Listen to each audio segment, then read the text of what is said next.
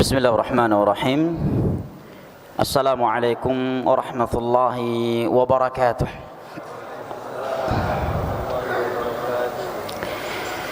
Alhamdulillahilladzi arsala rasulahu bil huda wa dinil haqq liyudhhirahu 'ala ad-din kullihi walau karihal kafirun. وأشهد أن لا إله إلا الله وحده لا شريك له إقرارا به وتوحيدا وأشهد أن محمدا عبده ورسوله صلى الله عليه وعلى آله وصحبه وسلم تسليما كثيرا أما بعد فأهلا وسهلا ومرحبا بكم إخواني الكرام وأخواتي الكريمات رحمني الله وإياكم وبارك فيكم. Sebelum segala sesuatunya ini ana ingin menyampaikan bahwa keberadaan ana di atas kursi dan di hadapan antum semua saat ini dalam rangka al-musyarakah fil khair, dalam rangka menjalankan firman Allah Jalla wa Ala wa ta'awanu 'alal birri wat taqwa wa la ta'awanu 'alal itsmi wal 'udwan. Saling tolong menolonglah kalian di atas kebajikan dan ketakwaan. Dan juga hadis Nabi yang diriwayatkan oleh Imam Muslim dari Abu Hurairah radhiyallahu an, haqqul muslim 'alal muslim sit, hak seorang muslim atas muslim yang lainnya ada 6. Di antaranya adalah idzastansahaka fansah, apabila dia meminta kepadamu memberikan suatu nasihat, maka berikanlah ia nasihat.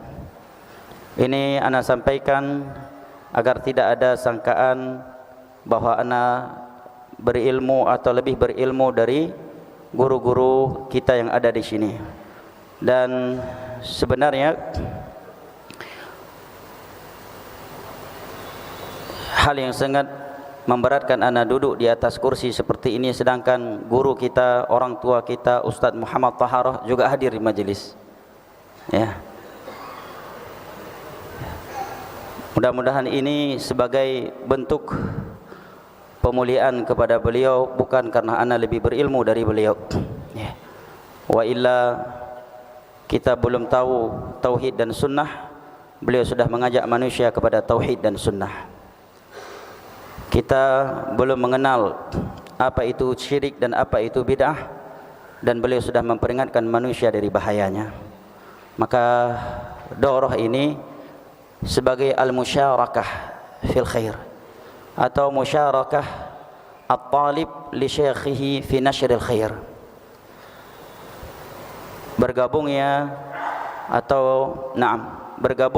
seorang murid dengan gurunya dalam menyampaikan ilmu agama, bukan dalam rangka memiliki kapasitas yang sama atau lebih dari beliau, na'udzubillah min dzalik, tentunya bukan. Baik ikhwani al-kiram wa akhwati al-karimat rahimani Allah wa iyyakum wa baraka fikum. Alhamdulillah, segala puji dan syukur kita panjatkan kehadirat Allah Jalla wa Ala yang telah berfirman, wa in ta'uddu ni'matallahi la tuhsuha innal insana ladzalumun kafar. Dan kalaulah kalian menghitung-hitung akan nikmat Allah atas kalian, la tuhsuha, niscaya kalian tidak akan mampu menghitungnya. Innal insana ladzalumun kafar, sesungguhnya manusia itu pelaku kezaliman dan kekufuran. Merupakan nikmat dan anugerah dari Allah Jalla wa Ala yang wajib kita syukuri adalah nikmat tauhid dan nikmat as-sunnah. Inilah nikmat yang paling berharga. Inilah nikmat yang Allah Jalla wa Ala memerintahkan kita untuk bergembira dan bahagia karenanya. Di dalam surat Yunus, Allah Jalla wa Ala berfirman, qul bi fadlillahi wa bi rahmatihi fabidzalika falyafrahu huwa khairum mimma yajma'un. Katakanlah, perintah dari Allah Jalla wa Ala kepada Nabi kita sallallahu alaihi wasallam untuk mengatakan kepada para sahabatnya saat itu secara khusus, dan kepada umatnya setelah mereka secara umum, bifadlillahi wa birahmatihi fabidzalika falyafrahu huwa khairum mimma yajma'un. dengan fadlullah dan rahmatnya, hendaknya mereka gembira, hendaknya mereka bahagia, hendaknya mereka senang. Karena yang demikian itu lebih baik daripada dunia yang dikumpulkan oleh manusia. Al-Imam Ibn Al-Qayyim rahimahullahu ta'ala di dalam kitab Ar-Risalah At-Tabukiyah, ketika membawa ayat ini, dan sebelumnya beliau mengatakan an-ni'matu ni'matan, ni'matun muqayyadah wa ni'matun mutlaqah. Nikmat Allah itu ada dua macam. Yang pertama adalah nikmat yang muqayyadah, nikmat yang terbatas, sebatas di dunia. Dan yang kedua adalah nikmatun mutlaqah, adalah nikmat yang sempurna, nikmat yang mutlak. Dia adalah nikmat pertanda cinta Allah Jalla wa'ala kepada hambanya. Nikmat di dunia dan dia juga sebagai nikmat di akhirat. Adapun nikmat yang muqayyadah, yang terbatas itu, maka Imam Ibn Qayyim sebutkan adalah harta benda, anak keturunan, atau pernak-pernik dunia yang lainnya. Nikmat yang seperti ini, kata beliau, yashtariku fiha al-mu'min wal kafir was salih wal fasiq. Itu Allah berikan kepada hambanya yang mukmin, kepada hambanya yang kafir, kepada hambanya yang saleh, dan kepada hambanya yang fasik sekalipun. Inna Allah yu'ti dunya man yuhib wa man la yuhib. Allah akan memberikan dunia kepada hamba yang ia cintai dan kepada hamba yang tidak ia cintai sekalipun. Bahkan Allah Jalla wa'ala berfirman kepada nabinya di akhir-akhir surat Ali Imran, wala yaghrurka taqallubuhum fil bilad. Jangan sampai engkau terlena, terbuai, terpedaya, tertipu dengan gaya hidupnya orang-orang kafir yang ada di sisimu, di negerimu. Di dalam ayat yang lain, wala tamuddanna ainaika ila ma matta'na bihim min azwajin. Jangan sekali-kali engkau menoleh melihat kepada nikmat-nikmat yang kami berikan kepada mereka daripada istri-istri yang cantik jelita, anak keturunan dan yang lainnya. Innama yuridullahu liyu'adzibahum biha fil hayatid dunya. Karena Allah berkeinginan, bermaksud dengan itu semuanya untuk mengadab mereka di dunia sebelum akhirat. Inna Allah yu'ti dunya man yuhibbu wa man la yuhib. Maka nikmat dunia itu akan Allah berikan kepada hamba yang ia cintai dan kepada hamba yang tidak ia cintai sekalipun. Wala yu'ti din illa man yuhib.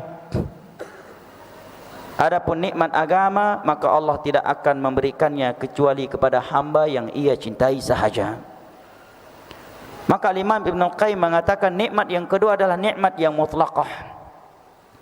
Nikmat yang kita diperintahkan untuk bergembira dengannya dan lebih baik daripada dunia yang dikumpulkan oleh manusia, yaitu nikmat Islam, nikmat tauhid dan nikmat as-sunnah. Kemudian beliau pun membawa ayat di atas, qul bi fadlillahi wa bi rahmatihi fabidzalika falyafrahu huwa khairum mimma yajma'un. Katakanlah, dengan fadlullah dan rahmatnya hendaknya mereka gembira, karena yang demikian itu lebih baik daripada dunia yang dikumpulkan oleh manusia. Kemudian beliau mengatakan, laqad tadarat aqwalus salaf fi anna al-murada bihima ni'matul islam was sunnah. Telah masyhur di kalangan ulama salaf nikmat tauhid dan nikmat as-sunnah. Ini jangan pernah kita lupakan jamaah. Kapan kesyukuran kita terhadap Allah atas nikmat tauhid dan sunnah yang Dia berikan telah lemah atau bahkan hilang dari hati kita, maka di saat itu pula kita akan futur. Kita akan hidup seolah Islam dan sunnah yang Allah berikan itu bukanlah sebuah nikmat yang harus kita syukuri dan kita jaga. Terkadang sebagian kita hanya menganggap nikmat itu kalau Allah sudah memudahkan dia haji, Allah telah memudahkan dia berangkat umrah, Allah telah memudahkan dia menghafal Al-Quran, menghafal hadis. Sekedar itu. Dia lupa bahwa nikmat yang terbesar adalah nikmat Islam dan nikmat as-sunnah. Falyafrahu, hendaknya mereka gembira, senang telah diberikan oleh Allah nikmat tauhid dan nikmat as-sunnah. Jangan justru kecewa. Kecewa kenapa terlalu cepat gua hijrah, sedangkan aku belum merasakan maksiat ini dan maksiat itu. Ini sebagian pemuda dipermainkan oleh syaitan. Teman aku yang itu memang dia udah hijrah, tapi sebelum hijrahnya dia udah pernah merasakan maksiat ini, maksiat itu. Sedangkan aku sudah duluan tahu itu haram sebelum melakukannya. Kecewa, nyesal, kenapa terlalu cepat hijrah? Ya subhanallah. Padahal satu hari dalam kebaikan itu tidak bisa dikalahkan dengan dunia beserta isinya. Raka'atul fajri khairum minad dunya wa ma fiha. 2 rakaat salat sunnah subuh saja lebih baik daripada dunia beserta isinya. Kalau seseorang lebih duluan dapat hidayah dari saudaranya, berarti dia lebih duluan dalam mengamalkan Islam, lebih duluan menjalankan perintah Allah dan meninggalkan larangannya. Jangankan dengan hal yang wajib atau meninggalkan yang haram, dengan melakukan 2 rakaat salat sunnah subuh saja itu lebih baik daripada dunia beserta isinya. Maka Allah katakan falyafrahu, perintah dari Allah untuk kita gembira, bahagia apabila Allah memberikan hidayah tauhid dan sunnah kepada kita. Jangan justru kecewa kenapa terlalu cepat hijrah, atau menyalah-nyalahkan hidayah Allah. Coba kalau saya tidak hijrah, pasti kehidupan saya enggak begini dan begini. Seolah-olah dia menyalahkan hidayah yang telah Allah berikan kepadanya. Atau sebagian orang minder dan malu diketahui oleh orang lain bahwa dia berada di atas tauhid dan sunnah. Padahal Allah Jalla wa'ala justru memerintahkannya falyafrahu, hendaknya dia gembira, dia bahagia. Yang demikian itu lebih baik daripada dunia beserta isinya. Kalau kita melihat jumlah manusia yang ada di dunia ini, yang disebutkan oleh sebagian orang 7 miliar kurang lebih, ya, hanya 1 miliar yang beragamakan Islam. Hanya 1 miliar yang beragamakan Islam. Dan hurimahu fahuwal mahrum. Barang siapa yang telah diberikan ilmu agama, maka sungguh dia telah diberikan sumber kebaikan. Dan barang siapa yang diharamkan dari ilmu agama, maka sungguh dialah orang yang paling merugi. Al-Imam Ibn Qayyim rahimallahu ta'ala mengatakan, ma min khairin fid dunya illa min atharil ilm, wa ma min syarrin fid dunya illa min atharil jahal. Tiada suatu kebaikan di dunia ini kecuali itu buah dari ilmu agama. Dan tiada suatu kejelekan di atas permukaan bumi ini kecuali sebabnya adalah kejahilan. Kejahilan terhadap agama Allah Jalla wa'ala. Dengan ilmu agama kita akan tertuntun ke syurga Allah Jalla wa'ala. Enggan menuntut ilmu agama maknanya enggan dituntun ke syurga Allah Jalla wa'ala. Di dalam hadis yang diriwayatkan oleh Imam Muslim dari Abu Hurairah radhiyallahu anhu, Nabi sallallahu alaihi wasallam bersabda, "Wa man salaka tariqan yaltamisu fihi ilma sahalallahu lahu bihi tariqan ila al-jannah." Barang siapa yang menempuh sebuah perjalanan dalam rangka menuntut ilmu agama, maka Allah akan mudahkan baginya jalan menuju syurga. Ini mencakup orang yang menuntut ilmu agama dengan mengangkat langkahnya secara hissi, atau mereka menuntut ilmu agama dengan sarana-sarananya, membaca, mendengar, bertanya. Di dalam hadis lain yang diriwayatkan oleh Imam Tirmizi dari Abu Darda radhiyallahu anhu, Nabi sallallahu alaihi wasallam bersabda, "Wa man salaka tariqan yaltamisu fihi ilma, sallallahu lahu tariqan min turuqil jannah. Wa innal malaikata la tad'u ajnataha li talibil ilmi liridhan bima yatlub.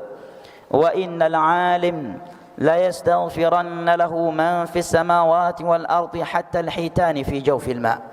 Wa inna fadla al-'alim 'ala al-'abid ka fadli al-qamari 'ala sa'iril kawakibi lailatal badr. Wa innal ulama warathatul anbiya. Wa innal anbiya lam yuwarrithu dinaran wala dirhama. Wa innama warathul 'ilm. Faman akhadhahu akhadha bihadhin wafir. Dan Syekh Abdul Muhsin Al-Abbad menyebutkan ini adalah hadis yang mutawatir. Barang siapa yang menempuh sebuah perjalanan untuk menuntut ilmu agama, maka Allah akan bentangkan untuknya jalan-jalan menuju syurga. Ini menunjukkan kepada kita tanpa ilmu agama kita tidak akan mengetahui jalan-jalan yang akan menyampaikan kita ke syurga Allah. Walaupun anda seorang profesor dalam urusan dunia, walaupun anda sudah mbahnya profesor dalam ilmu dunia, tidak menuntut ilmu agama, anda enggak akan sampai ke syurga Allah. Jalan menuju syurga tidak akan pernah terlihat oleh anda, dan kita tidak akan tertuntun menujunya.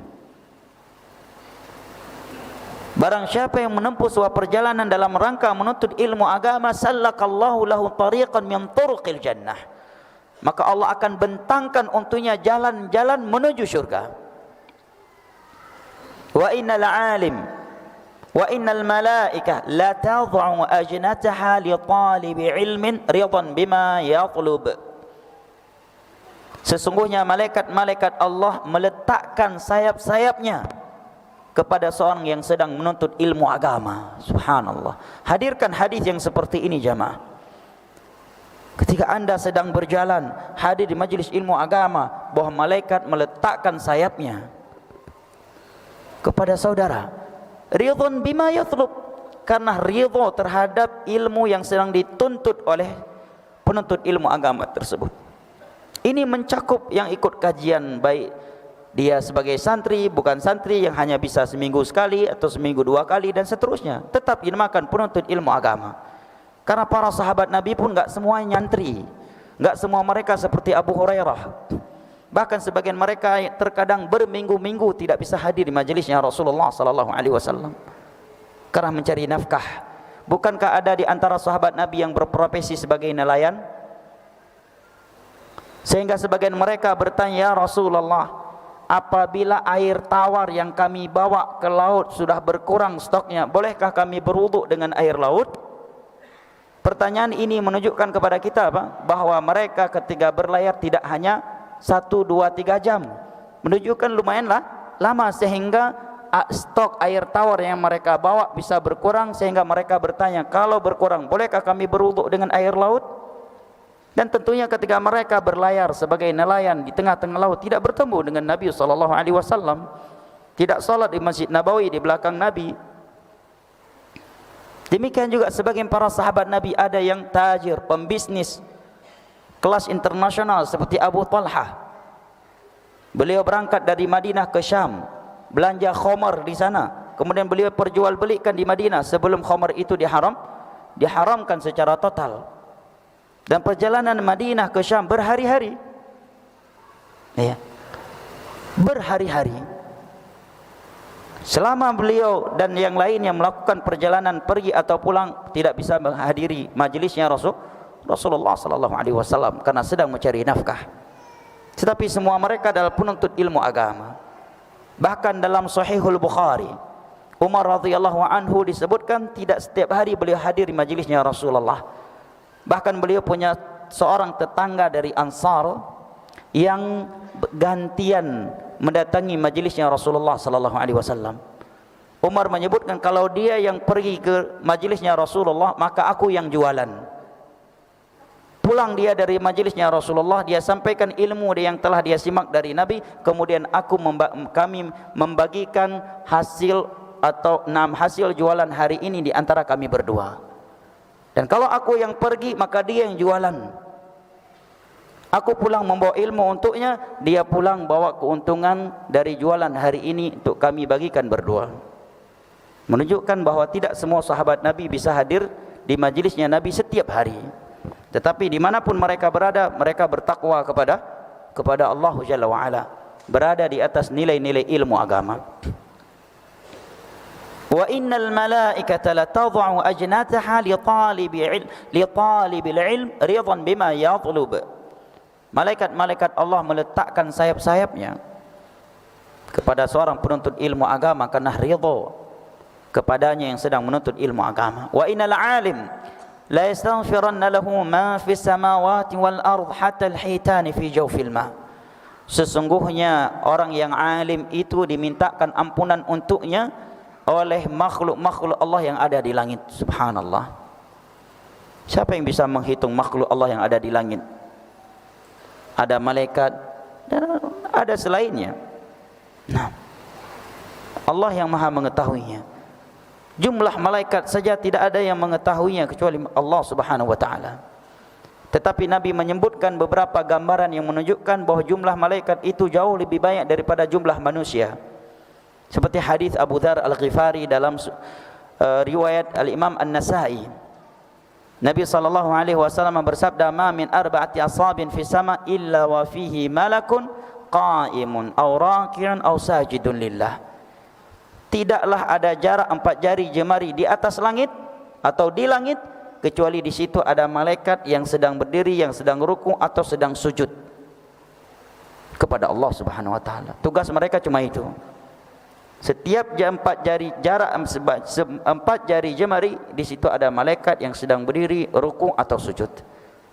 Belum lagi riwayat yang menyebutkan bahawa Baitul Ma'mur setiap hari dimasuki oleh 70,000 malaikat. Dan yang telah masuk ke dalamnya tidak akan mengulanginya. Artinya setiap hari malaikat baru, 70,000 malaikat sampai terjadinya hari kiamat. Nah, Nabi menyebutkan makhluk Allah yang ada di langit akan memohonkan ampunan untuk seorang alim.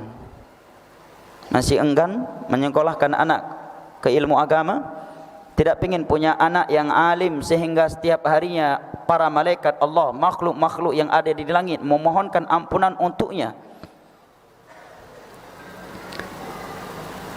Dan juga makhluk Allah yang ada di bumi. Ya. Hatta al-hitani fi jawfil ma. Bahkan ikan yang ada di dalam air, berapa jumlah ikan yang ada di dunia ini? Enggak ada yang mengetahuinya. Ikan-ikan yang ada di dalam air akan memohonkan ampunan kepada Allah untuknya. Allahu akbar. Wa inna fadlal alim 'ala al-'abid ka fadlil qamari 'ala sa'iril kawakib lailatal badar. Sesungguhnya keutamaan orang yang berilmu di atas ahli ibadah. Yang tidak berilmu itu seperti keutamaan bulan purnama di atas seluruh bintang. Jumlah bintang yang begitu banyak tidak menyamai cahaya 1 bulan purnama. 1 bulan purnama lebih menerangi bumi daripada jumlah bintang yang begitu banyak. Demikianlah seorang alim dengan ahli ibadah. 1000 ahli ibadah tetapi tidak alim tidak akan bisa melahirkan setengah alim. Tetapi 1 orang alim akan bisa melahirkan ribuan alim lainnya dan ribuan abid yang lainnya dengan ilmunya. Makanya syaitan itu gerah, marah dan tidak membiarkan keberadaan orang alim itu ada di tengah-tengah masyarakat. Beda halnya kalau dia hanya abid. Makanya sebagian ulama salaf mengatakan sebagaimana dinukilkan oleh Syekh Muhammad bin Abdul Wahhab dalam kitabnya Kashfu Syubhat, alimun wahid asyaddu ala syaitani min alfi abid. 1 orang alim itu lebih menyusahkan syaitan. Syaitan dari kalangan jin dan syaitan dari kalangan manusia. Karena Allah mengatakan syayatinal insi wal jin. Syaitan itu ada di kalangan jin dan dari kalangan manusia. 1 orang alim itu lebih menyusahkan syaitan daripada 1000 abid. Apa contoh yang paling akurat dan paling dekat untuk ini? Contohnya adalah keberadaan Nabi kita sallallahu alaihi wasallam. 40 tahun beliau berada di Mekah sebagai abid sebelum diangkat menjadi nabi dan rasul. Beliau tidak pernah ikut serta melakukan kesyirikan, kebid'ahan atau maksiat yang dilakukan oleh masyarakat Mekah. Enggak pernah ikut serta ke dalam acara adat istiadat mereka yang mengandung kesyirikan, kebid'ahan atau maksiat. Bahkan ketika 5 ayat pertama dari surat Al-Alaq, yang itu adalah wahyu perdana yang turun kepada beliau, kata Aisyah radhiyallahu anha, wa huwa yatahannatsu fi ghari Hira, dalam Sahihul Bukhari. Saat itu beliau sedang tahannuts, ay ta'abbud, sedang fokus beribadah di dalam gua Hira. Tetapi kaum musyrikin tidak marah sama beliau, tidak mengusir beliau, tidak mempersekusi beliau, tidak menganggap beliau sesat. Bahkan beliau sebagai seorang yang paling jujur, seorang yang amanah, seorang yang paling mulia di mata mereka. Bahkan ketika mereka berselisih siapakah orang yang paling berhak meletakkan Hajar Aswad, maka Nabi SAW yang mereka pilih untuk meletakkannya.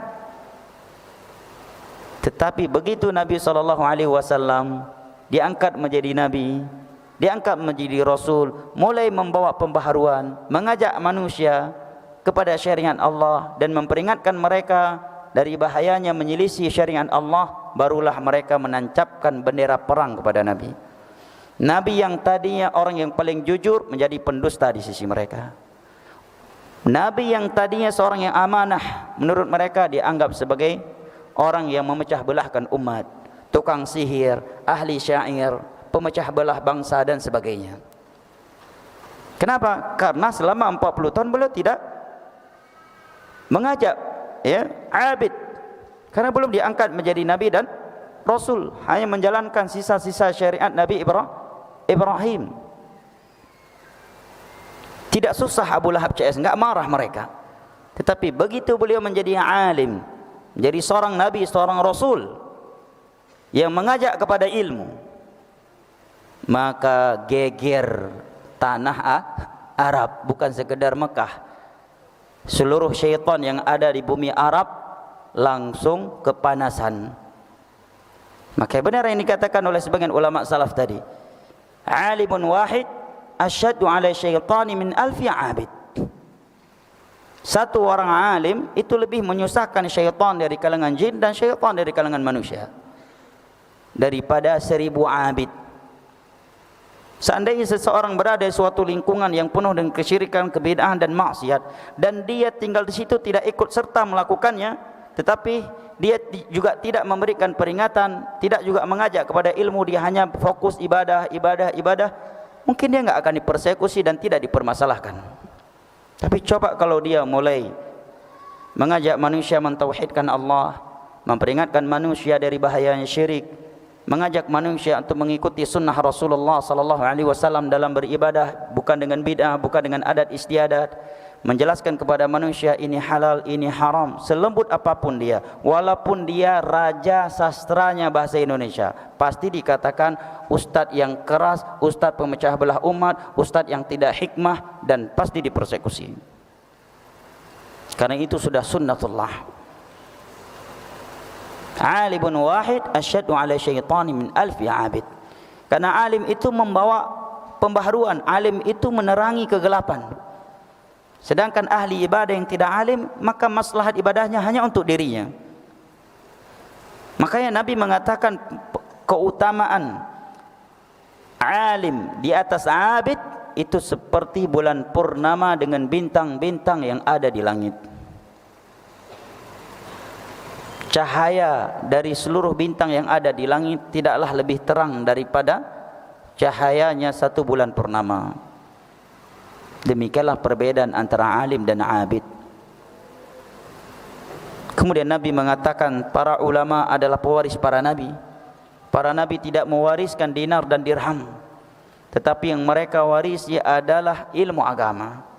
Barang siapa yang telah mengambilnya, maka sungguh dia telah mengambil warisan atau bagian yang sangat besar sebagai sumber kebahagiaannya dari warisan para nabi dan para rasul.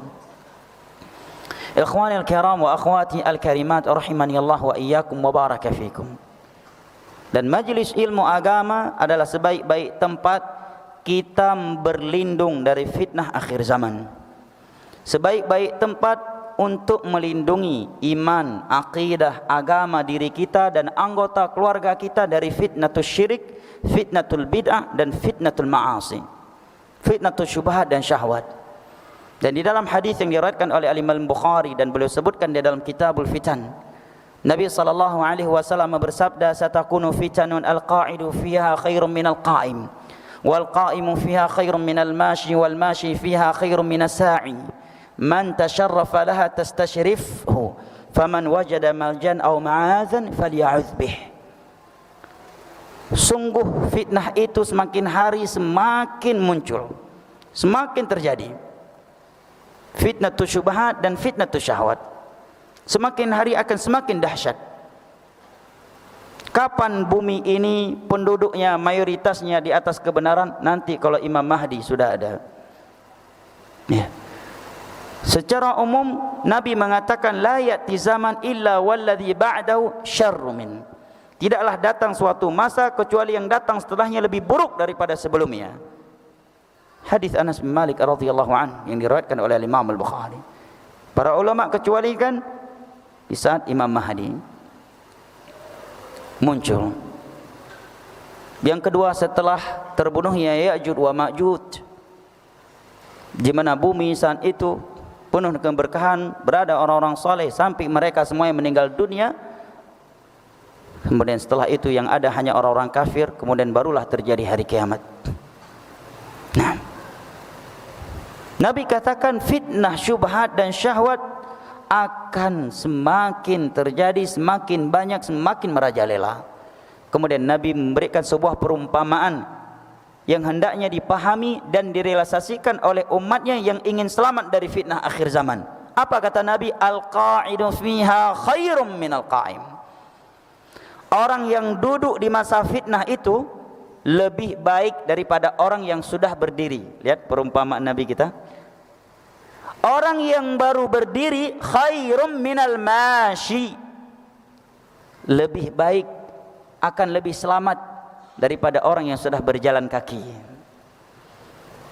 Wal mashi fiha khairum minas sa'i, dan orang yang baru berjalan kaki masih lebih baik dan lebih selamat daripada orang yang sudah berlari. Bukan lari jogging kayak tadi pagi maksudnya ya. Maksudnya lari mendekati suatu fitnah. Maka setelahnya Nabi katakan man tasharrafa laha tastashrifhu. Barang siapa yang mendekatinya, maksudnya fitnah syirik, fitnah bid'ah dan fitnah ma'asi, tastashrifhu, maka fitnah tersebut tastashrifhu akan menyambarnya. Akan menyambarnya. Tidaklah seorang jatuh ke dalam syirik, ke dalam bid'ah atau maksiat kecuali karena sebelumnya dia sudah mendekatinya. Itu kaidah. Makanya Allah katakan wala taqrabuz zina. Ya ayyuhalladzina amanu ijtanibu khutuwati syaitan. Fajtanibuhu la'allakum tuflihun. Itu banyak ayat dan hadis memerintahkan kita untuk menjauhi sesuatu yang Allah larang. Karena tiada yang jatuh ke dalam suatu pelanggaran agama, apakah itu syirik, bid'ah dan maksiat, kecuali karena sebelumnya dia tidak menjauhinya. Karena sebelumnya dia berada dekat dengannya dan bermudah-mudahan dengannya. Maka Nabi katakan barang siapa yang mendekatinya, maka fitnah itu akan menyambarnya. Kenapa seorang jatuh ke dalam zina, judi atau maksiat-maksiat lainnya? Karena sebelumnya dia enggak menjauhinya, mendekatinya, merasa aman darinya. Dan lebih buruk dari itu adalah yang jatuh terjerumus ke dalam syirik dan bid'ah. Kemudian di ujung hadis tersebut Nabi mengatakan faman wajada malja'an aw ma'adzan falya'udz bih. Barang siapa yang mendapatkan suatu tempat di situ dia bisa berlindung dari fitnah akhir zaman, maka hendaknya dia berlindung di situ. Dan di akhir zaman ini kata para ulama tiada tempat yang lebih bisa melindungi kita dari fitnah akhir zaman daripada majelis ilmu agama. Dan majelis ilmu agama jamaah yang dimuliakan Allah adalah sebaik-baik tempat kita menenteramkan jiwa kita dari kepenatan dan kelelahan yang kita rasakan karena dunia. Majlis ilmu agama adalah tempat yang paling menenteramkan jiwa kita. Di dalam hadis yang diriwayatkan oleh Imam Muslim dari Abu Hurairah radhiyallahu an, Nabi bersabda, "Wa majtama'a qaumun fi baitin min buyutillah yatluna kitab Allah wa yatadarasunahu fima bainahum illa nazalat 'alaihimus sakinah." Tidaklah ada suatu kaum yang berkumpul di rumah Allah membaca, mengkaji ayat-ayat Allah, agama Allah sesama mereka, illa nazalat 'alaihimus sakinah, kecuali akan turun sakinah ilahi untuk mereka. Dan itu kita rasakan seandainya kita menghadirinya dengan hati yang ikhlas. Ketika kita berada di dalamnya, kita benar-benar merasakan sakinah yang luar biasa. Ketika kita sedang berada di majlis ilmu agama yang di dalamnya disampaikan ayat Al-Quran, hadis-hadis Nabi dan petuah-petuah indah dari ulama Islam, seolah kita adalah orang yang paling kaya, seolah kita adalah orang yang paling sehat, orang yang enggak ada beban hidupnya, orang yang tidak ada beban dalam kehidupannya. Walaupun begitu keluar dari majlis ilmu agama, baru mulai pusing lagi, pampers anak-anak sudah habis dan uang lagi tidak ada. Walaupun baru 2 langkah keluar dari masjid, penagih hutang sudah datang kepadanya. Tetapi ketika dia sedang duduk di majlis ilmu agama, ayat-ayat Al-Quran dan hadis-hadis Nabi serta petuah ulama salaf disampaikan, maka seolah-olah dia dari kerajaan, keluarganya raja. Tidak ada orang yang lebih bahagia darinya. Makanya Abdullah ibn al-Mubarak mengatakan, "Lau alimal muluk wa abnal muluk ala ma nahnu alaihi min ar-raha la jaladuna 'alaiha." Kata Abdullah ibn al-Mubarak, yang mana Harun ar-Rasyid ketika melihat orang-orang mendatangi Abdullah ibn Mubarak karena ilmu, maka beliau mengatakan Harun ar-Rasyid seorang khalifah yang mengetahui keutamaan ilmu, seorang presiden di masa itu. Dia mengatakan, itulah kerajaan yang sesungguhnya, bukan aku yang memiliki kerajaan dan kekhilafan, itu khalifah yang sesungguhnya, kata beliau. Bahkan beliau termasuk seorang presiden yang tawadhu, membawa anggota keluarganya duduk bersimpuh di bawah kaki seorang ulama yang bernama Atha ibn Abi Rabah, seorang ulama dari budak sahaya, bukan Arab, hitam pekat, rambutnya tidak sempurna, bahkan disebutkan mulutnya boneng. Tapi inna akramakum indallahi atqakum, miskin, kere, budak sahaya, non Arab lagi, budak sahaya lagi. Harun ar-Rasyid sebagai khalifah di masa itu, membawa anggota keluarganya duduk bersimpuh di bawah kakinya Atha ibn Abi Rabah. Kenapa? Karena mereka mengetahui keutamaan ilmu agama. Dan Nabi mengatakan, wa ma tawadha ahadun lillah illa rafa'ah. Tidaklah seseorang merendahkan dirinya karena Allah, kecuali Allah akan memuliakan dia. Sekarang nama Harun ar-Rasyid menjadi harum, salah satu sebabnya itu ketawadhuannya. Seandainya dia tidak melakukannya saat itu karena Allah, kita enggak akan memujinya karena perbuatannya tersebut di hari ini. Wa ma tawadha ahadun lillah illa rafa'ah. Nah, Abdullah bin Mubarak mengatakan, "Lau alimal muluk wa abnal muluk ala ma nahnu alaihi min ar-raha la jaladuna alaihi." Seandainya para raja dan keluarga raja tahu betapa kita tenang, nyaman, tentram jiwa kita ini karena berada di majelis ilmu agama, niscaya mereka akan mencambuk-cambuk dan cemburu kepada kita, kata Abdullah bin Mubarak. Karena memang seorang kalau hadir di majelis ilmu agama akan merasakan ketenangan yang luar biasa. Berangkat dalam keadaan mungkin sedang ribut dengan istrinya, pasangan suami istri ribut di rumah. Kemudian ada kajian, pergi kajian. Insya Allah ketika dia sedang berada dalam kajian, dia merasakan ketenangannya. Api yang sedang membara di dalam hatinya terhadap istrinya, atau kalau dia seorang wanita terhadap suaminya, pasti akan padam. Seandainya pun tidak padam secara total, paling tidak akan mengecil. Dan tidaklah mereka pulang dari majelis ilmu agama kecuali mereka akan baikan. Walaupun ketika berangkat tadi pergi sendiri-sendiri, ya, karena lagi berantem, pergi dewe-dewe, pergi sendiri-sendiri, ya. Si suami enggak mau boncengi istrinya, si istri pun enggak mau dibawa sama suami karena lagi berantem. Begitu pulang langsung WA-an, "Bang, tunggu di mana?" Buah dari ilmu agama. Nazalat alaihimus sakinah. akan turun untuk mereka sakinah ilahi. Bahkan saking sakinahnya sebagian orang yang ikut kajian baru berlangsung 10-15 menit kepalanya sudah menunduk ke bawah. Saking sakinahnya dia, kepalanya sudah menunduk ke bawah, padahal kajian baru 10 menit atau 15 menit berlangsung, menandakan dia telah menempatkan sakinah ilahi bukan pada tempatnya. Wa ghasyyatumur rahmah, rahmat Allah akan tercurahkan untuk mereka. Wa hafatumul malaikah, malaikat-malaikat Allah akan meliputi mereka. Ada majlis yang lebih mahal daripada ini jemaah?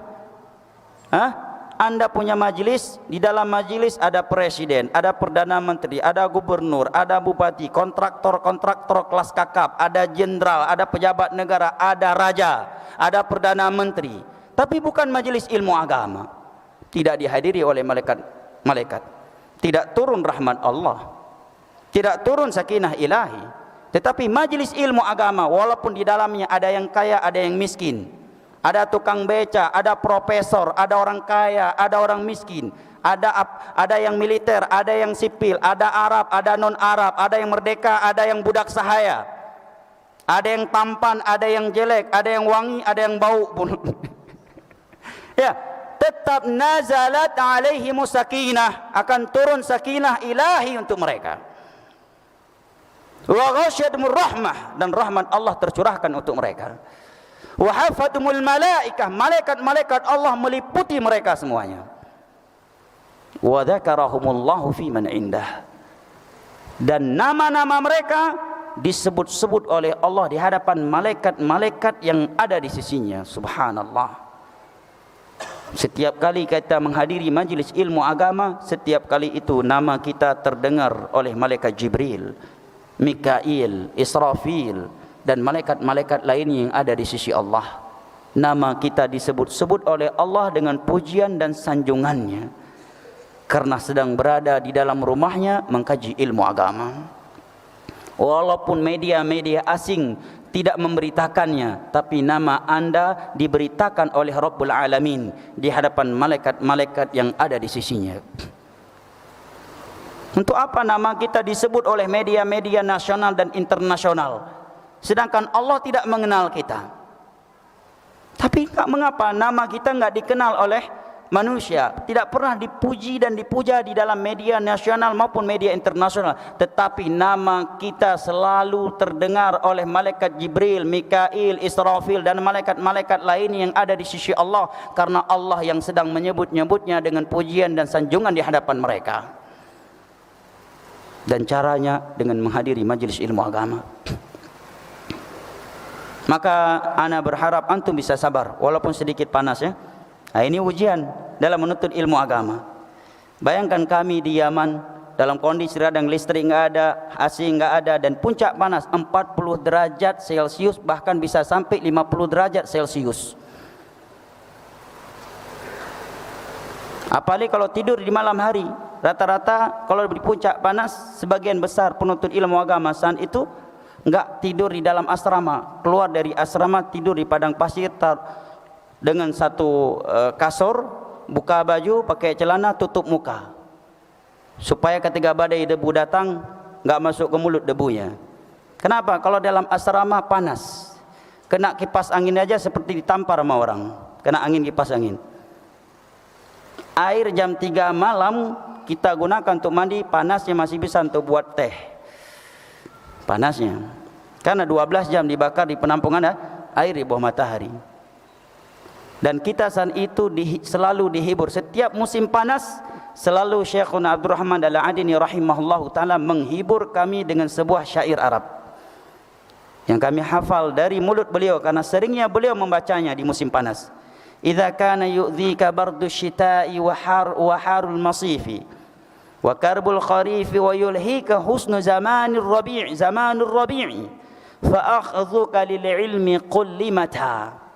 Kalau kamu tidak bisa menuntut ilmu agama di musim panas karena terganggu dengan cuaca yang panas, kamu juga tidak bisa menuntut ilmu agama di musim dingin karena cuaca yang ekstrem dingin.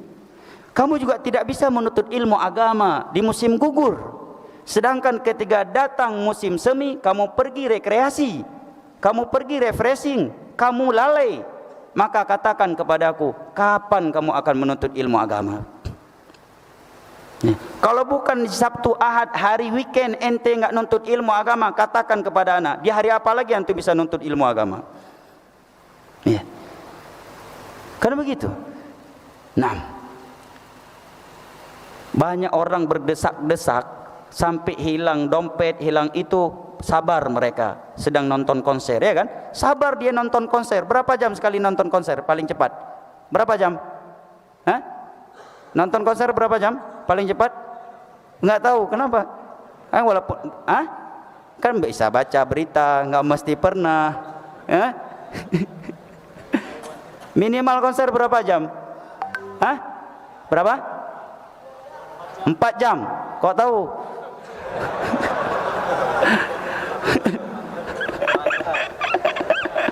Empat jam minimal. Itu desak-desakan, pulang dari situ hilang dompet, ada hilang HP, ya. Tapi ikhlas dia menghadirinya. Sabar, bahkan bersyukur lagi bisa duduk di depan hari ini. Ya. Hilang dompetnya, hilang HP-nya, besok ada konser, hadir lagi dia. Nah, apalagi di majelis ilmu agama. Baik ikhwanil kiram wa akhwati al-karimat rahimani Allah wa iyyakum wa baraka fikum. Satu hal yang mesti ada dan selalu hadir di dalam hati kita. Apabila beberapa prinsip berikut ini mulai rapuh atau bahkan mungkin tidak lagi hadir dan tertancap kuat di dalam hati kita, maka kita akan lemah di dalam beristiqamah. Kita akan mudah futur di dalam menghambakan diri kepada Allah Jalla wa'ala. Yang pertama, hendaknya kita selalu ingat dan sadar bahwa Allah tidak menciptakan kita hanya untuk menikmati dunia ini semata.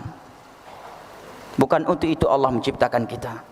Allah tidak menciptakan kita untuk sia-sia dan hanya untuk melampiaskan hawa nafsu belaka. Allah Jalla wa'ala berfirman, afahasibtum annama khalaqnakum abathan wa annakum ilaina la turja'un.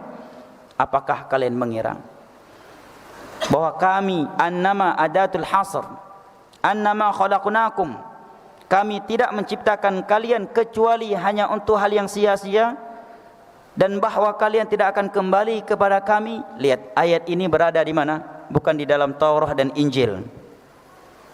Ayat ini berada di dalam Al-Quranul Karim.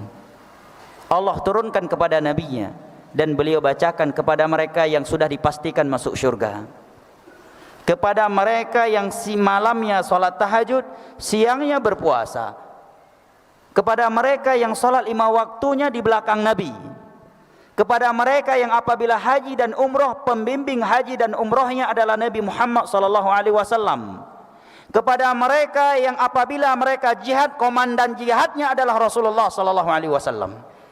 Kepada mereka Nabi bacakan ayat ini, afahasibtum annama khalaqnakum abatha wa annakum ilaina la turja'un. Mungkin di antara kita kalau dibacakan ayat ini oleh seseorang, dia akan baper. Kenapa antum bacakan ayat itu? Karena apakah antum melihat anak sedang keluar dari diskotik?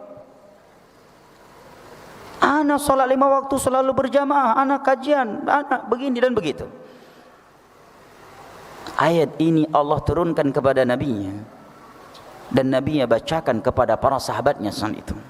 Dan ini ayat berada dalam kitab suci kita. Afahasibtum annama khalaqnakum abatha. Apakah kalian mengira bahwa kami tidak menciptakan kalian kecuali hanya untuk hal yang sia-sia? Hanya untuk menikmati dunia belaka, wa annakum ilaina la turja'un, dan bahwa kalian tidak akan kembali kepada kami? Demi Allah jamaah, ini ayat kalau kita cermati dan tadabburi cukup pedas sindirannya. Karena yang mengatakan demikian kepada kita sang pencipta kita. Ya, hadirkan dalam hati kita ketika mendengar ayat ini bahwa ini ayat firman-Nya yang telah menciptakan kita, yang akan mematikan kita, pemilik surga dan neraka, yang berhak mencabut nyawa kita, dan yang telah menciptakan segala sesuatu. Dia yang berfirman kepada kita, apakah kamu mengira bahwa aku tidak menciptakan engkau kecuali hanya untuk hal yang sia-sia, dan bahwa engkau tidak akan kembali kepada kami untuk mempertanggungjawabkan apa yang telah engkau lakukan. Ini luar biasa kandungan. Ini ayat luar biasa kandungannya, ayyuhal ikhwah wal akhwat rahimani Allah wa iyyakum wa baraka fikum. Ayat yang semakna dengan ini adalah ayat ke-16 dari surat Al-Hadid. Sebuah ayat yang membuat preman dan perampok kelas kakap di masa tabi'in bertaubat kepada Allah Jalla wa'ala, dan dia sedang merampok. Ayat ke-16 dari surat Al-Hadid. Alam ya'ni lilladzina amanu an takhsha qulubuhum li dzikrillahi wa ma nazala minal haqq wa la yakunu kalladzina utul kitaba min qablu fatala 'alaihimul amadu faqasat qulubuhum wa katsirun minhum fasiqun. Bukankah sudah saatnya, sekali lagi, ini ayat Al-Quran di dalam kitab suci kita. Jadi ini ayat bukan untuk Yahudi atau Nasara semata. Ini ayat dari sang pencipta kita, firman. Coba antum bayangkan, walillahil mathalul a'la, laisa kamitsli syai'un wa huwas samiul basir. Ada audio dari seorang raja atau seorang panglima militer dan anda militer, ada audio bunyinya kepada anda, kamu misalkan bunyinya, pasti kita akan serius mendengarnya. Ada ucapan raja ditujukan kepada kita, walillahil mathalul a'la, disampaikan kepada anda, ini ucapan panglima anda kepada anda. Gimana rasanya antum ketika mendengarnya? Ini ucapan raja kepada anda, tolong dengar, laksanakan. Pasti kita akan mendengarnya dengan penuh keseriusan dan ketakutan. Nah, Allah mengatakan alam ya'ni lilladzina amanu. Bukankah sudah saatnya bagi mereka yang beriman, yang mengaku beriman, membenarkan adanya syurga, membenarkan adanya neraka, adanya as-sirat, adanya al-qantarah, adanya qisas, ada padang mahsyar, hisab, mizan, nashr suhuf, membenarkan adanya azab dan nikmat di alam kubur, adanya kematian, adanya malaikat maut. Bukankah sudah saatnya bagi mereka yang beriman untuk tunduk mengingat Allah? Yang kedua, wa ma nazala minal haqq, tunduk kepada kebenaran yang telah turun. Artinya sudah saatnya. Nunggu kapan lagi? Nunggu tsunami sekali lagi baru tunduk kepada Allah? Nunggu ketika malaikat maut sudah mencabut nyawamu dan nyawamu sudah sampai di kerongkongan baru bertobat? Tak manfaat lagi. Yang berikutnya Allah katakan wala yakunu kalladzina utul kitaba min qabl, dan jangan sekali-kali mereka yang beriman hidupnya seperti ahlul kitab sebelumnya, Yahudi dan Nasara. Bayangkan kalau ada orang berkata kepada kita nih, dan kita enggak tahu ada ayat yang seperti ini. Teman nih ngasih nasihat, kalau anda seorang pemuda dikatakan, bro, bukankah sudah saatnya lo tunduk kepada Allah, dan lo jangan hidup di dunia ini kayak Yahudi dan Nasara, bro ya. Gimana kira-kira antum? Dapat nasihat seperti itu? Atau seorang ustaz di atas mimbar mengatakan, dan itu seandainya itu bukan ayat, wahai jamaah salat Jumat, kalian semua bukankah sudah saatnya tunduk kepada Allah, dan kalian semua jangan kayak Yahudi dan Nasara di dunia ini ya. Kira-kira tersinggung enggak? Wah, ini ustaz kalau selesai khutbah pulang hilang sendalnya tuh. Kalau bawa mobil udah bocor ban mobilnya. Ya kan? Kita menganggap keras banget tuh nasihat.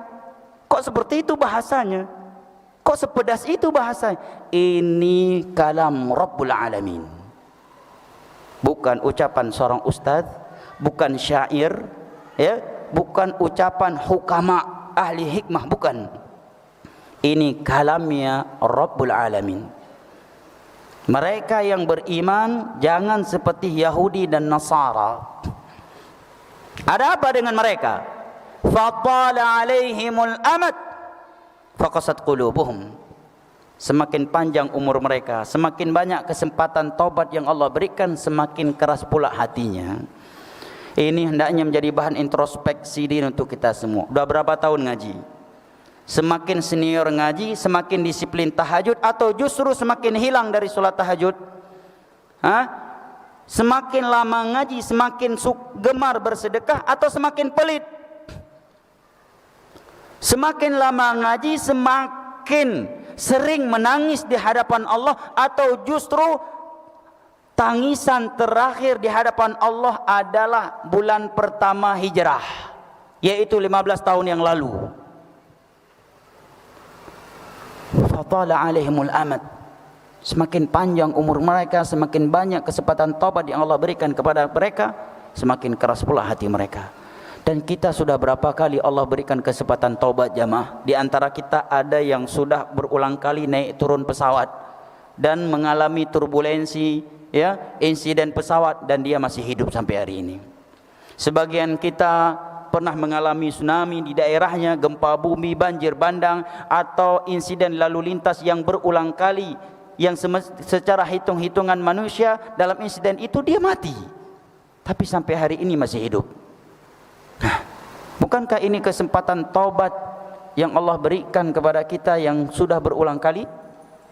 Apakah dengan melewati kesempatan-kesempatan taubat tersebut, yang tadinya kita kurang disiplin tahajud sekarang mulai disiplin, yang tadinya kurang beribadah kepada Allah sekarang menjadi semangat beribadah kepada Allah, atau justru sebaliknya? Fatala alaihimul amad. Allah katakan jangan seperti Yahudi dan Nasara. Anda yang mukmin, semakin panjang umurnya, semakin banyak kesempatan taubat yang Allah berikan kepadanya, semakin keras pula hatinya. Pedas enggak ayatnya jemaah? Pedas. Kecuali hati kita udah mati, enggak terasa tu ayat. Kalau antum enggak tersinggung dengan ini ayat, bertaubatlah kepada Allah. Berarti hati kita sudah berpenyakit, atau bahkan mungkin sudah mati dan membeku lebih keras daripada batu. Kalau hati kita masih hidup, kita pasti baper dengan ayat-ayat Al-Quran. Kalau hati kita masih hidup, pasti kita mudah baper dengan hadis-hadis Nabi. Innamal mu'minuna alladzina idza dzukirallahu wajilat qulubuhum. Orang-orang mukmin itu apabila diingatkan dengan Allah, wajilat qulubuhum, bergetar hati mereka. Wa idza tuliyat alaihim ayatuhu zadatuhum imana wa ala rabbihim yatawakkalun. Dan apabila disampaikan kepadanya ayat-ayat Allah, maka akan bertambah imannya. Itu orang-orang mukmin. Wa dzakir fa inna dzikra tanfa'ul mukminin. Berikanlah peringatan, karena peringatan itu pasti bermanfaat bagi seorang mukmin. Kalau kita sudah sulit, jarang tersinggung, jarang baper ketika disampaikan ayat Al-Quran dan hadis-hadis Nabi kepada kita, ketahuilah berarti hati kita sudah berpenyakit, atau bahkan sudah mati karena banyaknya dosa dan maksiat yang kita lakukan.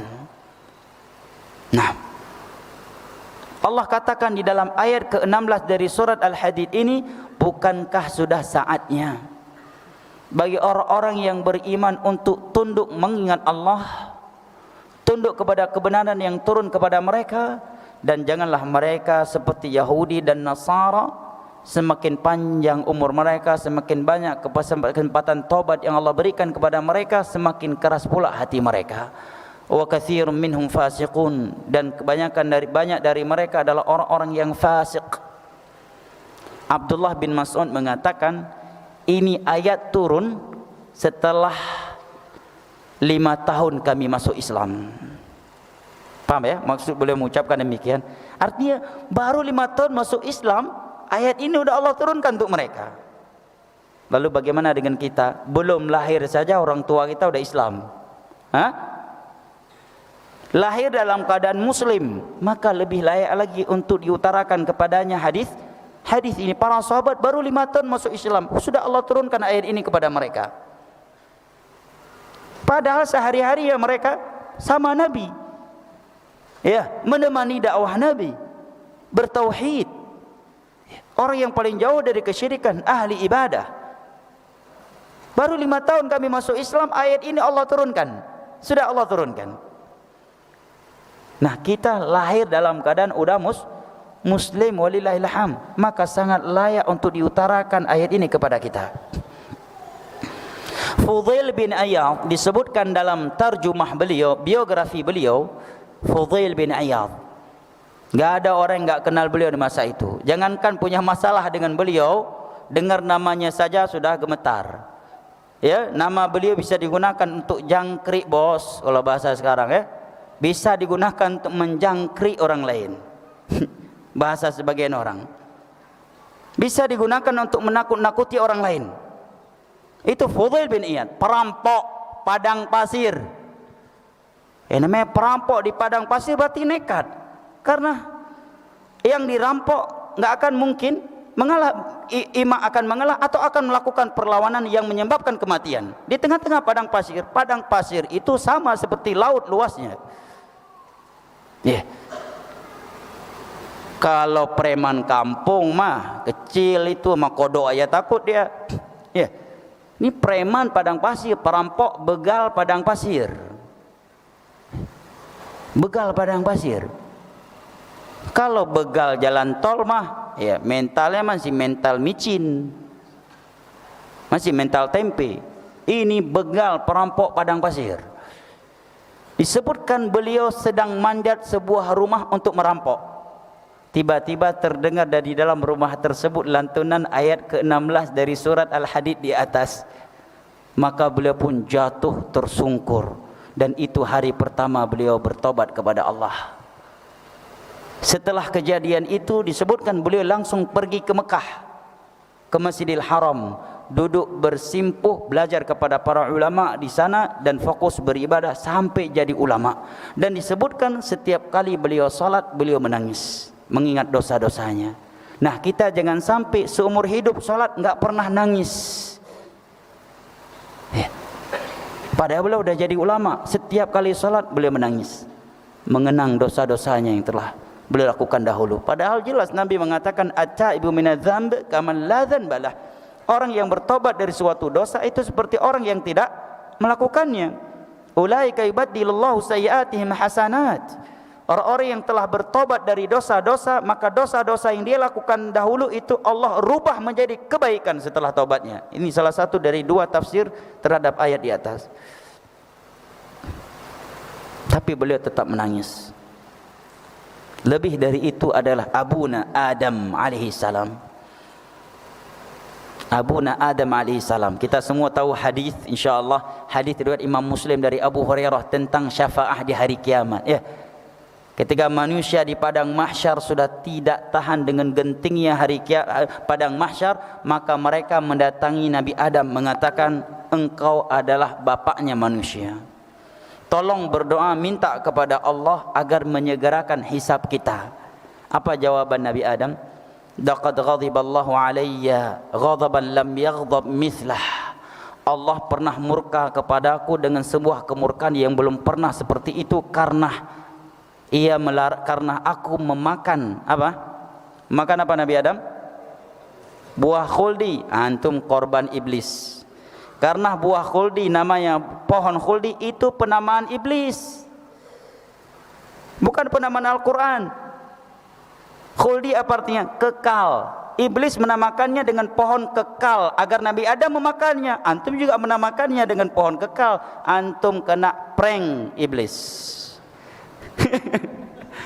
Ya kan, jelas dalam surat Al-A'raf, hal adulluka ala syajaratil khuldi wa mulkin la yabla. Wahai Adam, maukah kamu aku tunjukkan sebuah pohon kekal? Kalau kamu memakannya, kamu akan kekal dalam syurga ini. Wa mulkin la yabla, dan kekuasaanmu enggak akan pernah sirna. Allah berkehendak, Nabi Adam pun memakannya. Lah kita juga menamakannya pohon khuldi. Berarti kena prank ente sama iblis. Itu penamaan iblis. Lebih tepatnya apa? Nabi Adam memakan sebuah pohon yang Allah larang, dan pohon itu diberikan nama oleh iblis pohon kekekalan. Apabila seorang Adam memakannya akan kekal dalam syurga dan kerajaannya tidak akan sirna. Itu bahasa lebih tepat dan lebih selamat. Yang kedua, keliru dikatakan memakan buah khuldi, karena Al-Quran menyebutkan syajaratul khuld, pohon, bukan fakihah. Kecuali sebutannya fakihatul khuldi, baru artinya buah khuldi. Tapi yang Nabi Adam makan itu pohon, bukan buah-buahan. Dan penamaan khuldi pun penamaan iblis. Betapa banyak berarti penceramah hari ini kena prank sama iblis, ya kan? Masih ikut-ikutan menamakannya pohon khuldi atau buah khuldi, kena prank sama iblis karena tidak baca terjemahan Al-Quran atau baca tafsir. Jangan namakan lagi itu buah khuldi atau pohon khuldi, tetapi katakan Nabi Adam memakan sebuah pohon yang Allah larang untuk beliau makan di dalam syurga, dan pohon itu dinamakan oleh iblis sebagai pohon kekekalan. Jelas? Baik, Nabi Adam mengatakan kepada manusia pada hari kiamat di padang mahsyar, Allah telah murka kepadaku dengan sebuah kemurkaan yang belum pernah ia murka seperti itu. Ia melarang aku dari suatu pohon, maka aku memakannya. Apa pelajaran yang bisa kita petik dari sini, jemaah? Perhatikan ucapan Al-Imam Ibn Rajab Al-Hambali dalam kitabnya Lataiful Ma'arif dalam hal ini. Nabi Adam masih mengenang satu dosa yang beliau lakukan ribuan tahun sebelumnya. Suatu dosa yang beliau lakukan ribuan tahun sebelumnya, dan itu dosa sudah Allah umumkan bahwa Allah sudah menerima taubatnya, ya kan? Dalam Al-Baqarah dan ayat-ayat yang lain, ya, fatalaqa Adamu min rabbih kalimatin fataba alaihi. Adam sudah mendapatkan jaminan ampunan, ya, dari Allah, taubat dari Allah. Tetapi di padang mahsyar berapa jaraknya? Wallahu alam. Antara padang mahsyar dengan waktu di mana Nabi Musa memakan pohon yang dilarang oleh Allah tersebut ketika masih di syurga, wallahu a'lam berapa lamanya. Antara Nabi Musa dengan Nabi Nuh alaihi salam saja 10 qurun, 10 abad. 10 abad berapa tahun? 1000 tahun. Itu jarak antara Nabi Adam dengan Nuh. Berarti jarak antara Nabi Adam ketika masih di syurga dan memakan pohon yang terlarang terus dengan padang mahsyar, wallahu a'lam berapa lama. Tetapi beliau masih mengenangnya. Bayangkan jemaah. Makanya kata sebagian ulama, Nabi Adam masih mengenang satu dosa yang dia lakukan ribuan tahun sebelumnya, dan Allah sudah mengumumkan taubat untuknya. Sedangkan kita ingin masuk syurga Allah dengan jutaan dosa yang kita belum bertobat darinya, bahkan kita tidak menyadarinya atau tidak menganggapnya sebagai dosa besar yang mengharuskan kita taubat kepada Allah Subhanahu wa taala. Pelajaran yang luar biasa dari jawaban Nabi Adam alaihissalam. Dan Fudail bin Iyad sedang merampok, manjat suatu rumah, tiba-tiba terdengar oleh beliau ayat ke-16 dilantunkan oleh sahibul bait di dalam, mungkin rumah anak tahfidz kali ya. Al-Bait terdengar lantunan ayat ke-16 dari surah Al-Hadid di atas di dalam rumah. Langsung beliau turun, batal ngerampok. Hidayah, kita enggak tahu sedang merampok dapat hidayah. Kalau orang dapat hidayah karena hadir majelis ilmu agama, itu mah biasa. Ini lagi ngerampok dapat hidayah, enggak jadi merampok. Hidayah. Sedang melakukan aksi jangkrik, ustaz dijangkrik, dapat ceramah dari ustaz, taubat dia, dapat hidayah dia. Bahkan sebagian mereka mungkin ingin melakukan kontra intelijen yang menghilangkan nyawa seseorang, dan dia sedang melakukan tugasnya tersebut. Dapat nasihat, dapat ceramah, taubat dia, enggak jadi melakukannya. Takut sama Allah, takut api neraka, takut dibalas oleh Allah di dunia sebelum di akhirat. Nah,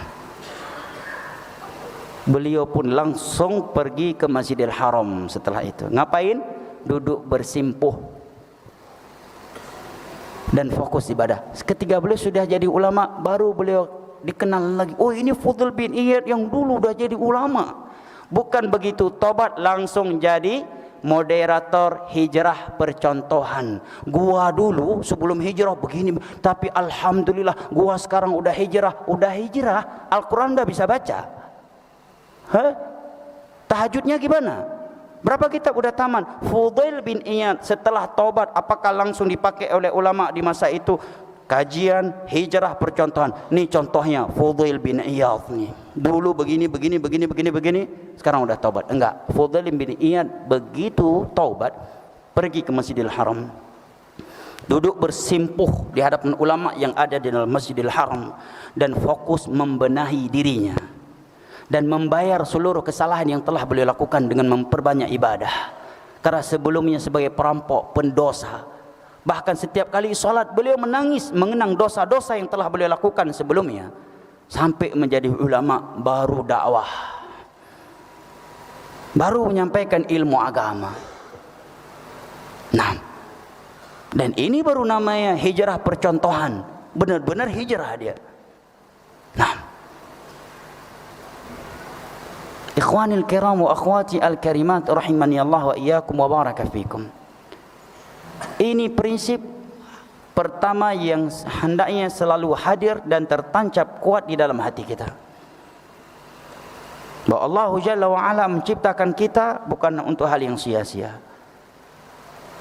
Dan umur yang telah kita miliki di dunia ini sudah cukup untuk kita bertobat kepada Allah. Sudah cukup jamaah.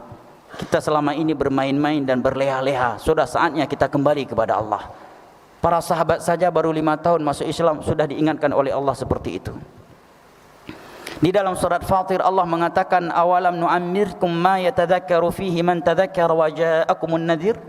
Bukankah kami telah memberikan untuk kalian umur panjang yang sudah cukup membuat kalian untuk ingat Allah?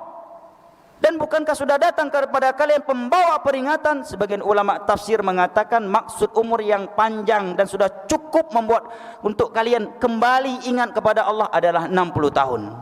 Sebagaimana hadis dalam Sahih Bukhari, a'darallahu ila rajulin qad balagha 60 sanah. Sudah putus uzur dari Allah bagi orang yang sudah umur 60 tahun. Tapi hidayah itu milik Allah. Ada sebagian orang semakin tua keladi. Tua keladi, semakin tua semakin jadi. Ada sebagian orang pada umurnya udah bau kuburan, lewat di depan kita bau kemenyan.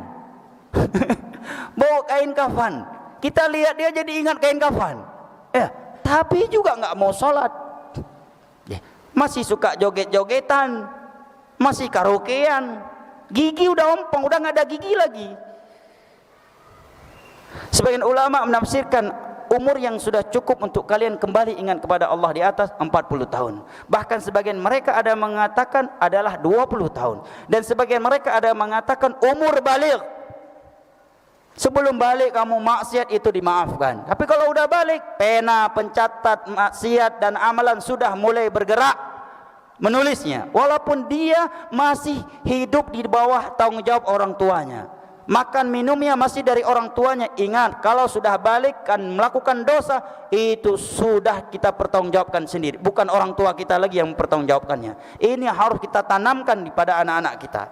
Karena sebagian anak-anak kaum muslimin hari ini ketika melakukan maksiat jauh dari Allah karena alasan ya gua kan belum nikah. Jadi seolah-olah hijrah itu taat dan beribadah itu nanti kalau udah nikah, udah punya istri, udah pisah rumah dengan orang tua. Saya kan masih anak SMP, masih SMA, masih di bawah tanggung jawab orang tua. Selama sudah balik, pena pencatat amalan sudah mulai bergerak. Kita sendiri mempertanggungjawabkannya. Ikhwanil kiram wa akhwati al-karimat. Ini prinsip pertama yang hendaknya tertancap dan selalu hadir dalam hati kita, bahwa Allah menciptakan kita untuk ini. Dalam surat Al-Qiyamah Allah berfirman, ayahsabul insanu ayyutraka suda. Apakah manusia mengira bahwa dia akan dibiarkan begitu saja? Kata Imam Syafi'i, tafsirnya adalah la yu'maru wa la yunha, bahwa dia tidak akan mendapatkan perintah dan larangan. Kita hidup dalam RT saja ada larangan yang harus kita jauhi sebagai masyarakat setempat, dan ada aturan yang harus kita jalankan sebagai masyarakat setempat. Bahkan sebagian orang bekerja dalam suatu instansi atau institusi dengan SOP yang cukup berat. Yang kalau dia menjalankannya, dia jarang jumpa sama anak, kurang waktu istirahat, tapi dia tetap disiplin dan semangat menjalankannya dengan alasan ini kewajiban saya sebagai PNS, ini kewajiban saya sebagai aparat keamanan. Tetapi begitu diberikan aturan Allah, mulai dia mulai akal-akalan dengan Allah, mulai protes dia, seolah-olah Allah mendoliminya dengan aturannya tersebut. Mulai protes dia terhadap syariat Allah, seakan-akan bukan Allah yang menciptakan dia, seakan-akan dunia yang dia miliki, yang dia berada di dalamnya ini bukan milik Allah, seakan-akan mata yang dia miliki bukan Allah yang memberikannya. Tapi kalau dengan atasannya jam 3 malam ditelepon, kamu menghadap, siap komandan, jam 3 malam bangun, padahal baru tidur jam 2 malam. Jam 3 ditelepon komandan, siap komandan, loyalitas tanpa batas. Tetapi begitu azan subuh dikumandangkan, Allahu Akbar, Allahu Akbar, halah, Allah Maha Pengampun, Allah Maha Penyayang, pret. Kalau bahasa anak muda sekarang, ya, subhanallah. Ketika disampaikan ini haram, ini dalilnya, kok keras banget sih, kok kaku banget agama ini. Bahkan sebagian orang beralasan, Ustaz, nggak usah bahas lagi halal dan haram di masa ini. Jangankan yang halal Pak Ustaz, yang haram aja sulit kita dapatkan hari ini, apalagi yang halal, katanya. Subhanallah. Sebagian orang komentarnya ke agama Allah mengesankan seolah Allah bukan Ar-Rahman, bukan Ar-Rahim, seolah Allah bukan Maha Tahu dan Maha Hikmah. Tapi untuk aturan dunia, disiplinnya luar biasa. Jadwal masuk kantor, jadwal apel jam 8 pagi, setengah jam sebelumnya dia sudah berada di lapangan. Tapi begitu sekali dalam seminggu Allah panggil sholat Jumat, datangnya paling terakhir, cukup dengan sebutir telur, onta udah sering. Kan orang yang datang di jam pertama seperti berkorban onta, yang setelah itu kambing, sapi, setelah itu kambing. Ini dia di seumur hidup dapatnya telur melulu, bahkan telur pun nggak dapat. Datang Jumat, khotib udah mulai khutbah. Salat jamaah juga sering masbuk tanpa uzur syar'i. Tapi kalau komandan yang panggil, atasan yang panggil, atau teman seleting, siap, loyalitas tanpa batas. Begitu Allah yang memanggilnya, ele-elean, kata sebagian orang. Tahu ele-elean itu bahasa ele-elean?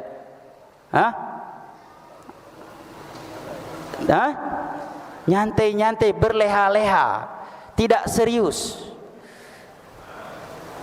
Baik ikhwanil kiram wa akhwati al-karimat rahimani Allah wa iyyakum wa baraka fikum.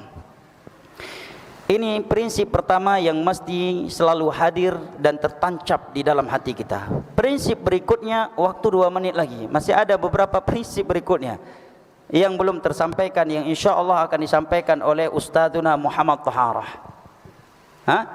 2 menit lagi. Adzan 2 menit lagi. Oh, Masya Allah, 2 menit lagi sesi tanya jawab. Baik, saya persilahkan jika ada hal yang ingin disampaikan, karena waktu yang sudah terbatas. Baik, jazakumullah khairan Ustaz. Ada pertanyaan yang kita akan bacakan dari Facebook Pemuda Hijrah Cirebon. Ustaz, kita akan bacakan pertanyaannya sebagai berikut. Bismillah, minta resepnya kata Ustaz. Ketika Ustaz menuntut ilmu di Yaman supaya tetap semangat belajar, pernahkah Ustaz merasa bosan sewaktu menuntut ilmu? Barakallahu fikum Ustaz. Baik, bagaimananya ana menuntut ilmu tidak penting untuk antum dengar, karena ana bukan orang yang layak untuk antum contohi. Ini yang pertama. Yang kedua, kalau ana sampaikan bagaimana ana menuntut ilmu agama, ana khawatir antum yang sedang semangat jadi enggak semangat lagi menuntut ilmu. Antum yang tadinya cinta kepada ilmu jadi tidak cinta lagi kepada ilmu agama. Tapi tanyalah bagaimana Imam Syafi'i dahulu menuntut ilmu, bagaimana Imam Ahmad, Imam Malik, Imam Bukhari, Imam Muslim. Ya akhi, kita ini jangankan di zaman salaf, berada di Yaman saja mungkin ngajarin Iqra belum tentu ada yang mau ikut. Orang kayak kita ini, ya, ngajarin Iqra aja mungkin belum tentu ada yang mau belajar ke kita. Kalau kita berada di negerinya para ulama. Namun pertanyaan di atas ana jawab dengan nasihat secara umum untuk kita semua. Yang namanya bosan pasti ada. Karena Nabi telah mengatakan likulli amalin syirrah wa likulli syirratin fatrah, faman kana fatratu ila sunnati faqad aflah wa man kanat ila ghairi dzalik faqad halak. Hadis dihasankan oleh sebagian ulama hadis. Setiap amalan itu ada semangat yang menggebu-gebu kata Nabi. Dan setelah semangat yang menggebu-gebu akan datang masa futur. Itu biasa. Ya. Ada masa semangat, ya, kemudian datang futur. Yang luar biasa itu enggak pernah semangat tapi selalu futur. Ya, ini yang bermasalah. Ya. Setelah semangat yang menggebu-gebu datang masa futur. Nabi berikan bimbingan, barang siapa yang mengarahkan futurnya kepada sunnahku dia akan beruntung. Sedang futur salat sunnah arahkan ke baca Al-Quran. Futur baca Al-Quran arahkan kepada mendengar ilmu agama. Futur menuntut ilmu agama gunakan untuk silaturahim, ziarah kepada orang yang berilmu, atau membawa anggota keluarga berlibur dan semisal dengannya. Minimnya kata para ulama, kalau kita futur minimnya jangan tinggalkan yang wajib. Seandainya yang sunnah-sunnah kita lagi malas mengerjakannya. Makanya kata para ulama, kalau kamu sedang semangat lakukan yang wajib dan yang sunnah. Tapi ketika kamu sedang futur ingat, jaga yang wajib. Ya, jaga yang wajib. 6. Jawaban yang kedua, sebaik-baik biografi untuk kita baca agar kita selalu semangat di dalam menuntut ilmu agama adalah biografinya para ulama. Terkhusus mereka yang sudah meninggal. Kenapa demikian? Karena Abdullah bin Mas'ud mengatakan, "Man kana minkum mustannan falyastanna biman qad mat fa innal." Pertanyaan dari orang, masyaallah, barakallahu fik. Allahumma faqihu fid din wa 'allimhu ta'wil. Abdullah bin Mas'ud mengatakan, barang siapa yang ingin menjadikan atau mencari figur, hendaknya dia menjadikan orang yang telah meninggal dengan kebaikan sebagai figurnya. Jangan dia jadikan orang yang masih hidup sebagai figurnya. Kenapa? Karena orang yang masih hidup tidak ada jaminan dia mati dalam keadaan husnul khatimah. Misalkan nih, antum ngefan banget dengan seorang ustaz karena keilmuannya, kecerdasannya dan keutamaan-keutamaan lain yang Allah berikan. Jangan jadikan dia sebagai figur, jangan. Syekh sekalipun kalau dia masih hidup, jangan antum jadikan figur. Cukup jadikan dia sebagai sarana mendapatkan ilmu. Adapun figur kita mereka yang telah wafat di atas kebaikan dan enggak mungkin lagi kan hidup setelah itu menyimpang. Siapa yang mereka? Mereka yang telah meninggal di atas kebaikan, terutama Nabi SAW, para sahabatnya, para tabi'in, tabi'ut tabi'in dan aimatul huda wa masabihud duja yang datang setelah mereka. Kalau syekh yang masih hidup jangan. Kenapa? Karena kalau kita ngefan menjadikannya sebagai figur, begitu dia menyimpang, kita jadi dilema. Begitu dia menyimpang, kita akan mengikuti penyimpangannya, ya, atau kita akan fanatik kepadanya. Begitu juga dengan ustaz, jangan pernah menjadikan orang yang masih hidup sebagai figur Anda. Itu nasihat Abdullah bin Mas'ud ratusan tahun, lebih dari 1000 tahun yang lalu beliau sudah sampaikan itu. Siapapun, mau ustaznya hafal Sahih Bukhari, hafal Sahih Muslim, hafal kutubus sittah sekalipun, walaupun itu ustaz bisa nyetor 30 juz Al-Quran sekali duduk tanpa salah sekalipun, walaupun itu ustaz setiap hari puasa Daud, tahajudnya loh, jangan jadikan orang yang masih hidup sebagai figurmu, kata Abdullah bin Mas'ud. Kalau kamu ingin ngefan, ingin mencari figur, jadikan orang yang telah meninggal di atas kebaikan sebagai figurmu, karena mereka sudah meninggal. Kalau orang yang masih hidup, nggak ada jaminan dia akan istiqomah di atas itu. Banyak kan hari ini ngefan luar biasa kepada seorang ustaz. Saking ngefannya, senyuman ustaz pun dianggap mujizat dari Allah.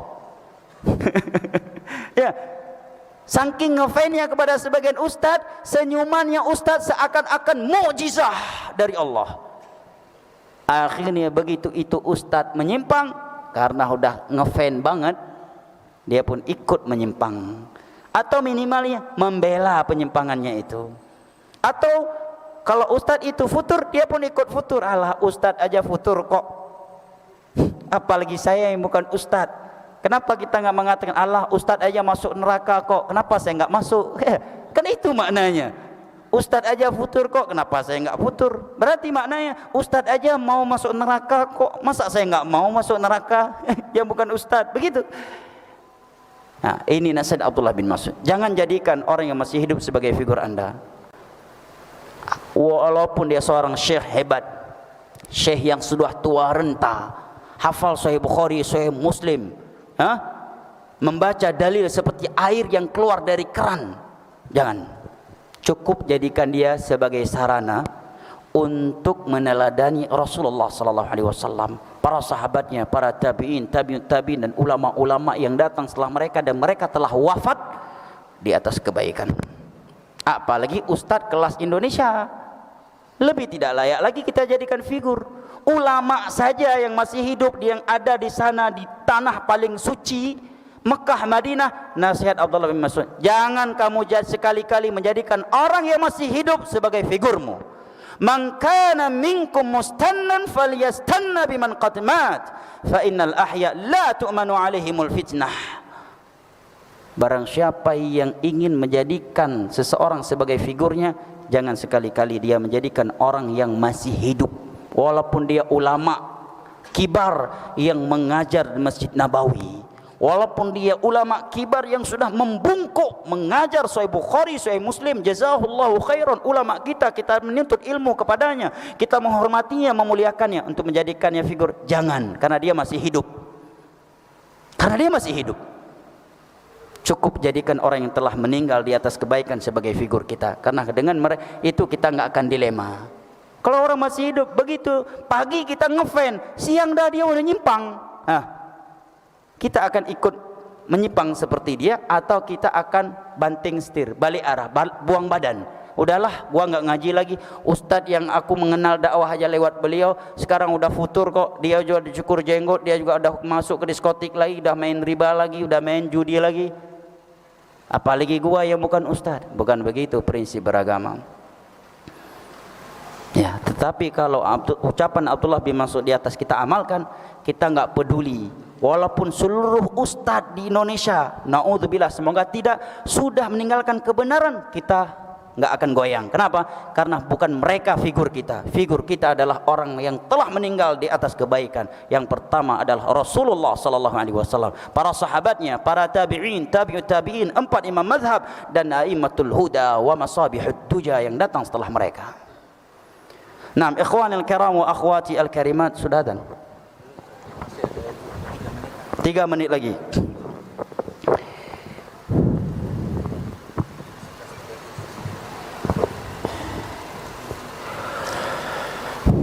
Bagaimana agar hijrah tetap istiqamah? Satu. Yang kedua, bagaimana menghadapi ibu yang masih keras menentang sunnah salaf dan masih percaya atas fitnah Wahabi. Syukran, jazakallah khair.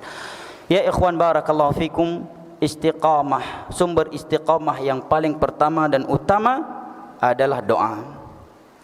Jangankan kita, Nabi kita sallallahu alaihi wasallam, Rasulullah, tidak ada yang masuk syurga sebelum beliau memasukinya, ya kan? Apa doa yang paling sering beliau bacakan? Allahumma muqallibal qulub, tsabit qalbi ala dinik. Ini doa yang paling sering beliau baca, dan beliau seorang nabi, seorang rasul. Bayangkan. Ini yang pertama. Yang kedua, tauhid. Tidak ada yang lebih mengokohkan seseorang di atas jalan Allah di dunia ini dan di as-sirat pada hari kiamat selain daripada tauhid, akidah yang lurus. Allah berfirman, yuthabbitullahu alladhina amanu bil qawli tsabiti fil hayati dunya wa fil akhirah. Allah akan mengokohkan dengan al-qaul, ucapan yang kokoh, yaitu la ilaha illallah, kalimat tauhid, landasan akidah di dunia dan di akhirat. Tauhid. Salah kalau hijrah, begitu hijrah belajar akhlak, belajar fikir, belajar akidah dulu. Belajar apa itu iman kepada Allah, apa yang dimaksud dengan iman kepada para malaikat, apa yang dimaksud dengan iman kepada para rasul, iman kepada kitab-kitab Allah, iman kepada hari akhir, dan apa itu iman kepada takdir.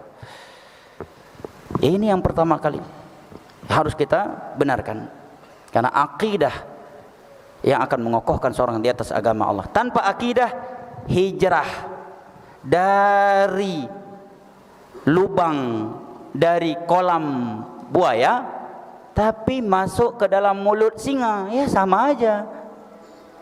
Hijrah dari kolam buaya ke dalam mulut singa. Hijrah dari maksiat, memang berhijrah dia, bukan lagi penzina, bukan lagi penjudi, bukan lagi pemabuk, tapi setelah taubat dari maksiat justru menjadi pelaku syirik dan bidah, masih mending sebelumnya. Karena dosa maksiat itu di bawah syirik dan bidah. Itu namanya hijrah dari kolam buaya masuk ke dalam mulut singa. Ada nih. Baik, sekarang sebelum kita tutup ada hadiah, ya. Baik, hadiah yang pertama, siapa pemuda yang datang ke sini dari tempat yang paling jauh untuk nuntut ilmu agama, dapat hadiah. Merasa diri yang paling jauh ke sini. Pemuda yang paling, antum masih muda. Masya Allah, bagus juga nih, udah tua menganggap muda. Masya Allah. Berapa umurnya tuh? Muda itu 17 sampai 40 tahun. Ini yang paling muda, dari tempat yang paling jauh. Siapa? Dari mana? Mana? Amblang, arah. Berapa jauh? 20 kilo. Ada yang lebih jauh? Masya Allah, ini jauh nih. Masya Allah. Dari luar Jawa ada, dari luar Jawa. Indramayu. Fadhal. Indramayu. Silakan. Masya Allah. Siapa yang datang ke majelis ini dan dia membawa statusnya sebagai raja yang ditemani oleh 2 ratunya. Masya Allah, Masya Allah. Paham maksud ana? Datang sebagai raja yang ditemani oleh 2 ratunya, membawa, dan sebagai seorang yang poligami. Siapa? Dengan 2 istrinya. Dua-duanya dibawa majelis ilmu agama. Masya Allah. Istri antum bukan istri orang maksudnya. Siapa? Hadiah. Enggak ada. Enggak berani ngaku. Enggak ada yang berani. Ya udah. Siapa yang datang dengan kedua orang tuanya atau salah satu dari orang tuanya? Ahsan, Masya Allah. Barakallahu fi. Semoga Allah mudahkan antum pergi dengan kedua orang tua antum ke Ka'bah. Amin. Itu menjalankan ibadah haji dan umrah. Baik, berikutnya, siapa pemuda yang sudah berulang kali melamar tapi ditolak terus? Sebagai hiburan, kasih hadiah, berhak. Orang yang paling sedih di dunia adalah seorang jomblo yang sering kali ditolak lamarannya. Dapat hadiah. Siapa? Udah berulang kali ngelamar tapi ditolak lamarannya, dapat hadiah. Gak perlu malu. Ada? Silakan. Kasihkan untuk beliau. Yang mana orangnya? Antum udah berapa kali ditolak? 3 kali. Ya Allah, Allahu Akbar. Inna lillahi wa inna ilaihi raji'un. Baik, hadiah berikutnya. Siapa yang udah ngebet banget poligami tapi belum poligami juga? Siapa? Antum. Ya udah. Barakallahu fikum. Baik, karena adzan zuhur sudah, waktu zuhur sudah masuk, maka saya kembalikan kepada saudara kita moderator. Jazakumullahu khairan wa sallallahu ala nabiyina Muhammad wa ala alihi wa sahbihi wa sallam wa akhiru da'wana anil hamdulillah.